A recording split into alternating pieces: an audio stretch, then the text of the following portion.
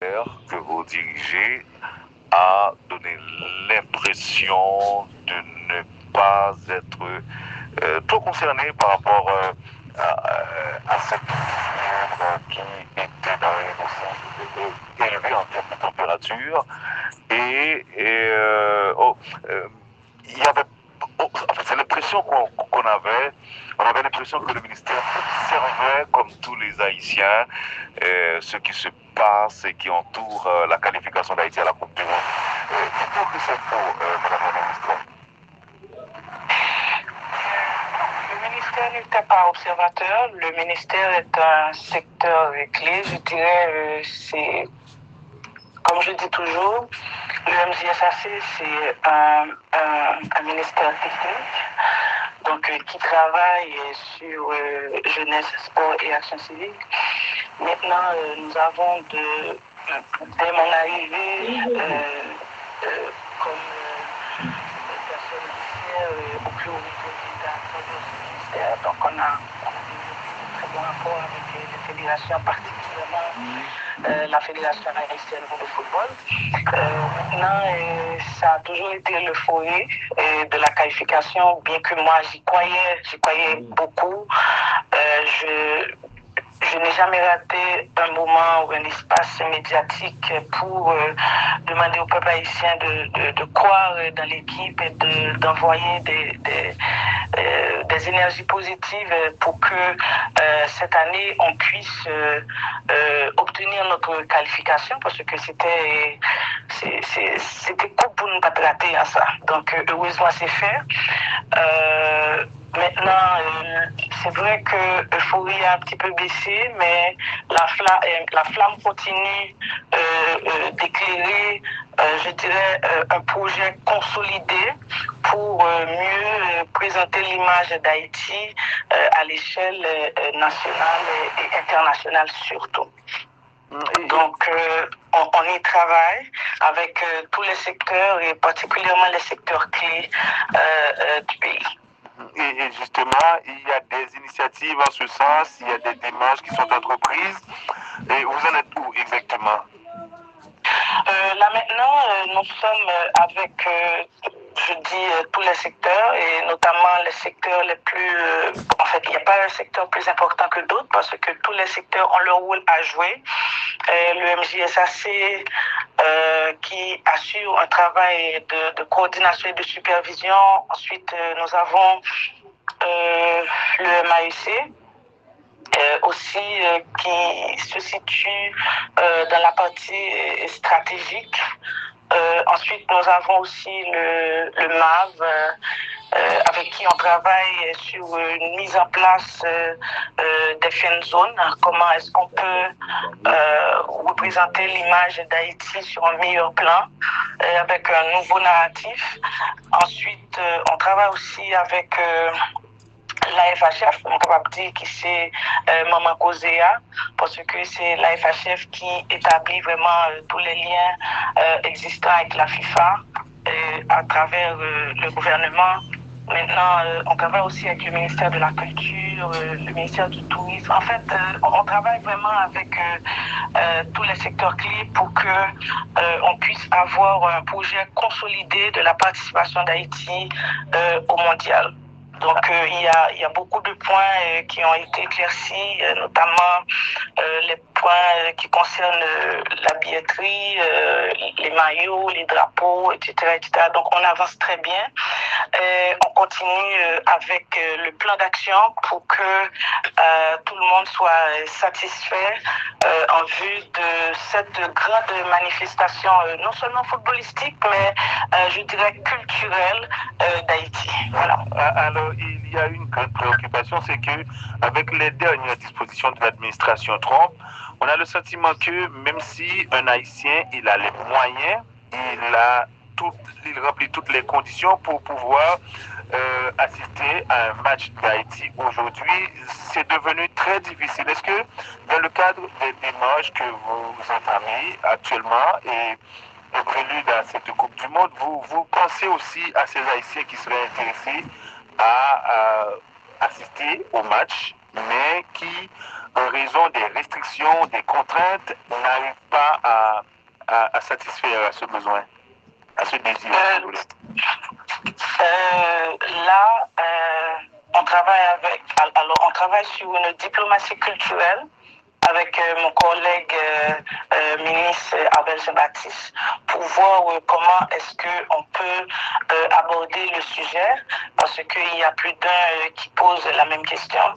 Donc là, c'est une question de diplomatie. Donc on regarde, je sais que on travaille sur une diplomatie stratégique, une diplomatie mieux structurée. Donc là, c'est exactement le point sur qui on va travailler d'ici la semaine prochaine pour voir comment est-ce que nous autres en Haïti qui n'avons pas de visa mais qui souhaitent vraiment aller supporter les matchs, notamment aux États-Unis, pour voir comment est-ce que on pourrait faciliter ça parce que là c'est un événement mondial et ça n'arrive pas tous les jours. Donc on y travaille pour voir comment faciliter ces fans-là qui n'ont pas de visa, de bénéficier d'un visa pour participer. Donc là, on connaît la situation diplomatique d'Haïti, mais on y travaille. On sait que c'est une Coupe du Monde qui va se jouer aux États-Unis, au Canada et au Mexique. Est-ce que Haïti prévoit d'avoir des fan zones au niveau de ces trois pays? On y travaille surtout avec le MAV, le ministère des Haïtiens vivant à l'étranger, sur une mise en place des fan zones et dans les bastions où il y a une forte concentration d'Haïtiens, notamment la Floride par exemple. C'est vrai qu'il n'y aura pas de match en Floride, mais pas qu'à vraiment dire que vous pouvez faire des fanbases sans qu'on pas mettre des zones clés, comme New York, comme Floride, etc. Mais sur les trois villes hautes, on y travaille pour que, comme je vous dis, c'est avec le MAEC et le MAV qu'on travaille sur cette partie-là, ainsi que le ministère des Affaires sociales avec la partie ONAT et ensuite ministère du Tourisme et Commerce. Donc, on va voir comment est-ce que on peut établir vraiment des activités socioculturelles à travers les consulats, et à travers les régions où il y a une forte concentration d'Haïtiens. Donc là, on y travaille vraiment. Ça va être un plan d'action consolidé et ça va être un travail de géant et on doit réaliser ça pour qu'on puisse offrir au monde entier vraiment une très belle image d'Haïti. Alors, ministre Octavius, si nous avons compté et énuméré, soulevé les objectifs et le plan stratégique en point 1, 2, 3, les objectifs qui sont fixés et 1, 2, 3, le plan stratégique qui est mis en place. Et mais qui s'en a fait. Est-ce que nous avons énuméré? Là, nous travaillons pour que nous gagnions une commission qui a assuré le suivi, plan d'action qui a monté avec tous les secteurs que nous sociétés là. Nous travaillons aussi avec Conatel et TNH pour que nous soyons capables de garder comment droit de retransmission match à pied. On travaille tous en diplomatie culturelle.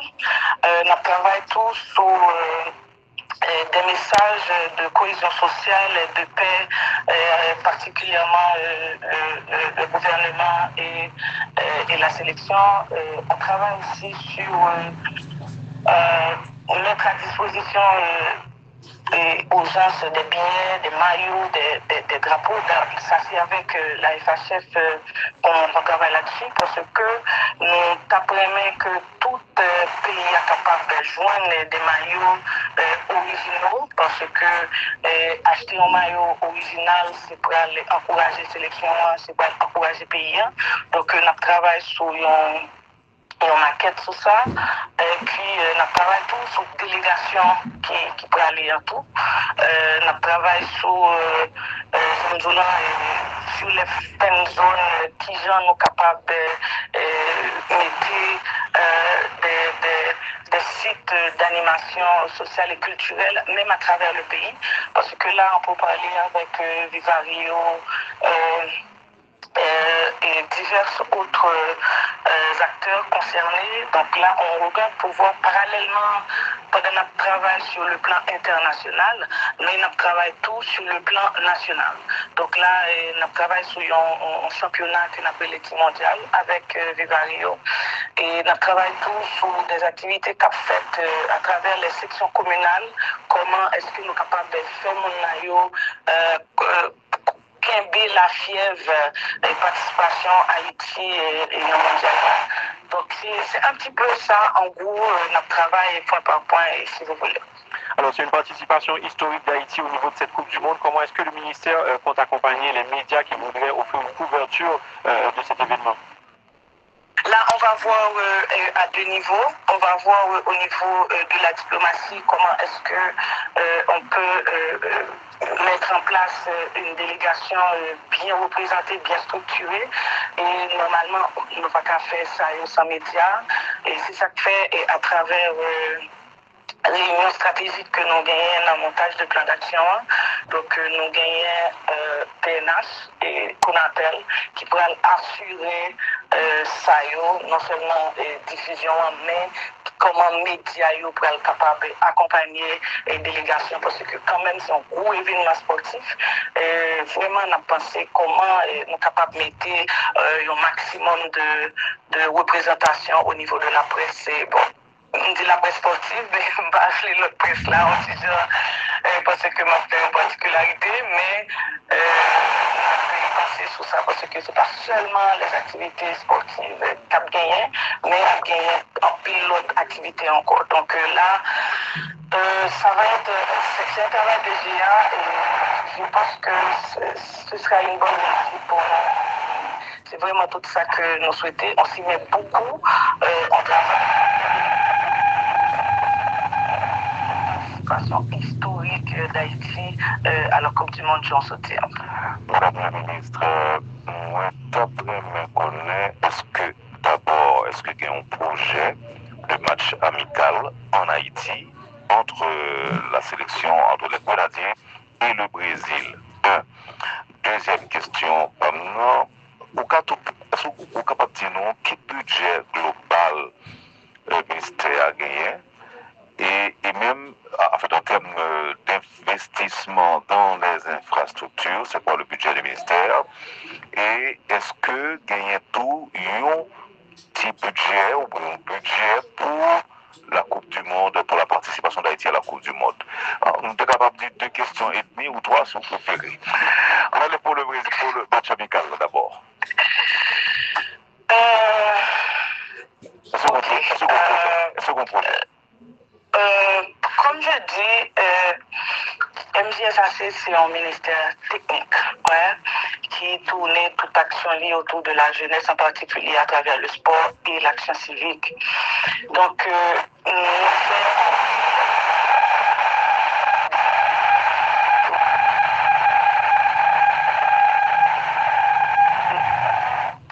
améliorer retour et pratique sport dans le pays. Nous travaillons sur une politique d'infrastructure. Maintenant, l'année 2026, c'est une année que le MJSAC est en chantier. Et on vers la récupération du stade de Silvio 14 et que je salue le travail colossal de la PNH, la Task Force, ainsi que la communauté civile qui a fait un travail vraiment extraordinaire en bas de la ville. Donc maintenant, MJSAC en tant que ministère qui portait cohésion sociale à travers le sport, donc on a regardé un week-end boule, on est capable de dire, qui a fait dans ce stade-là le week-end, je crois, entre 23, 24 et 25 janvier, et avec implication directe de agences communautaires. Donc, la menu, moi, gagnons. Alors, probabilité pour que nous gagnions un derby national entre Racing et Violette en marge de match amical entre un club haïtien et un club brésilien. Ensuite, on a gagné un match entre la sélection haïtienne de football U17 avec Aigle Noir. Bon, ça, son match, on tout connaît qui a porté un pile monde. Et surtout, nous pour parler, pour que nous soyons capables de joindre un match handisport avec la Fédération haïtienne de football et des handicapés. Donc, non seulement apporter partie par là, pour que nous soyons capables de mettre la vie dans bas de la ville là, mais tout il y a l'autre secteur de la communauté civile et mettre pour appareil autour dans balance là pour que nous sommes capables de gagner de très très belles activités. Donc j'aime dire là, c'est Madame la ministre, et pardon parce que je me fais interrompre pour tout petit sous fil pensé, mais un détail qui est vraiment important pour me retenir, ou annoncer nous un week-end potentiellement pour les 23, 24 et 25, c'est ça. Mais c'est vraiment l'autre week-end qui vient. Après, c'est le week-end ça, nous là, après c'est l'autre week-end qui va venir. Et nous, vous rappelez qui genre en bas la ville là, zone place, zone stade là, zone pour aller au GAN, ou rappelez qui genre zone ça, ni en termes d'infrastructure, ni en termes de sécurité, ni en termes d'insalubrité. Nous sommes optimistes sur le travail et tout l'autre secteur a fait, notamment Jantia et la Task Force, la communauté civile, la MTPTC et autres. Donc, ce n'est pas seulement le MGSAC, mais c'est vraiment un pile l'autre acteur qui a mis des mains possible. Optimiste, tout comme nous avons été optimistes sous Marathon. Le 21 décembre, qui fait et qui ont réussite. Donc, nous étions optimistes que les week-ends ont fait la bonne réussite sous le Stade Silvio Toronto. De niveau de la question, non, c'est pas ministre. Oui, comme je vous dis, on travaille sur un plan d'action qui va être un plan consolidé. Donc là, nous sommes en parfaite réunion.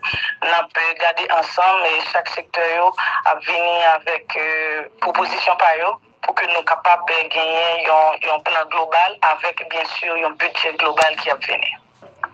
Merci beaucoup, Madame la Ministre. Nous sommes très contents d'entendre dans le cadre de participation à Haïti dans la Coupe du Monde 2026. Vous avez un dernier mot, Madame la Ministre, rapidement? Je dirais que, en fait, on est capable de dire, moi, encourager tout Haïtien pour diminuer la haine, la caillou, sans que je toujours dis, j'aimerais rater une occasion de mon micro pour moi encourager mon cultiver l'amour, parce que c'est avec l'amour qu'on est capable de faire beaucoup plus de bagailles, parce que l'on dégager haine, non seulement ou dégager négativement sur le monde qui est en face de soi, mais ça qui est sorti dans l'entour fait que ou même on vient nous mauvais. Donc nous sommes tous haïtiens et nous avons un objectif commun, c'est sauver le pays en retrait dans sa lière. Donc pas aucun sauveur qui va venir pour sauver nous, pas aucun messie qui va venir pour sauver nous. Donc c'est nous-mêmes qui pour sauver tête nous. Et sauver tête nous et pas impliquer que yon a bien courir la guerre qu'on a terre dans bateau pour le sauver pour quitter reste mon noyé. Donc c'est nous tous qui pour aller dans la même direction. Donc yon qui bien l'autre, yon supporter l'autre, yon tolérer l'autre, yon aimer l'autre pour nous avancer ensemble. Merci encore une fois, Madame la Ministre. Bonne journée. Bonne journée. Brésil, l'ex-président Bolsonaro transféré dans une prison aux conditions plus favorables. Oui, l'ancien président brésilien Jair Bolsonaro, condamné à 27 ans de détention pour tentative de coup d'État, a été transféré hier dans une prison aux conditions plus favorables que celles de son lieu d'incarcération précédent, sur décision de justice. Alors, détenu depuis fin novembre, l'ex-chef d'État d'extrême droite Bolsonaro, aujourd'hui âgé de 70 ans, n'a pas obtenu de regagner son domicile de Brasilia pour y purger sa peine, comme il l'espérait en arguant de ses problèmes de santé.